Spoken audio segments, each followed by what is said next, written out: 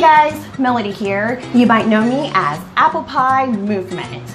Today we are veering away from our traditional format, sharing a little bit of some news with you.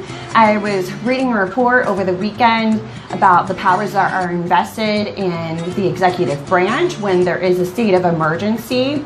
And it appears as though the Insurrection Act might be called on if all of this violence continues. So we need to continue having peaceful protests, circulating the peaceful protest on social media, and also doing like this wonderful, amazing, brave woman in Santa Monica did. She put her body in between looters and a business to save her city.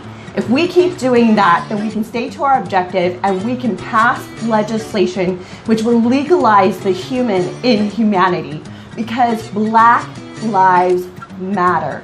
Black lives are valuable, and they are more valuable than white comfort.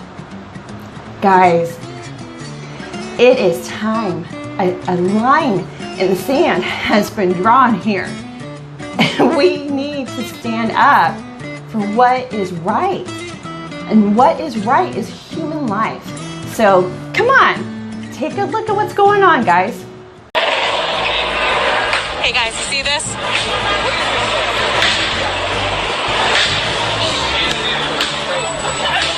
Okay, do you guys want to come back to us? Hey, do you guys want to come back to us?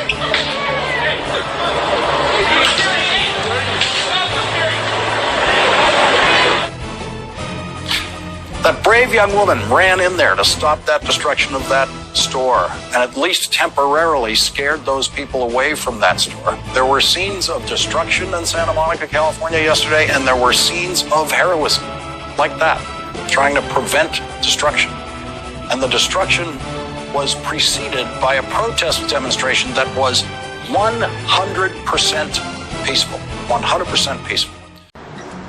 Hey guys, if you're enjoying the content, please comment below. Hashtag be a good apple. NBC News was first to report tonight that the president was considering invoking the Insurrection Act of 1807, which would allow for him to call up the active duty U.S. military for use on U.S. soil against Americans without the permission of state governors. Right? The reason that he acted to deploy the U.S. military in D.C. and not in another state is that you need a governor's permission to do it in a state under something called the Posse Comitatus Act, which says you can't use the U.S. military domestically in any sort of law enforcement capacity on our soil. That's the restriction there. That's why you did it in D.C. You otherwise need a governor's permission. But if you invoke the Insurrection Act of 1807, that at least theoretically could be this president's way around that. And that's happened in specific and geographically specific things before.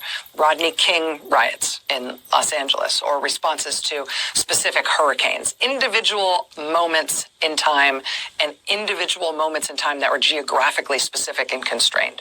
The president is going to invoke the Insurrection Act of 1807 to deploy the U.S. military coast to coast wherever he wants to, wherever he feels like he needs to. That's a different thing.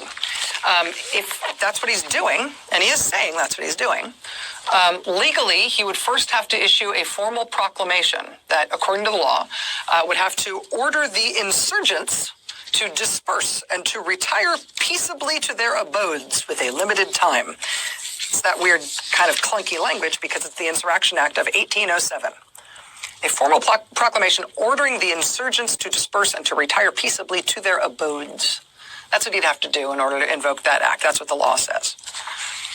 The president spoke tonight as if he has done that, as if he is actually invoking the Insurrection Act to use the U.S. military against U.S. citizens here at home. He's talking about it as if he's done it, but nobody seems to know if he has actually done it. Your reaction to what the president said today about what is apparently his desire, although he may not have the authority, to order U.S. active duty military troops into the cities of this country to basically take over and dominate those cities? Lawrence, to be clear, these are not the words of a president. These are the words of a dictator. He talked about dominating the streets. Domination is just another way of saying supremacy, and that is part of the theme of who Donald Trump is.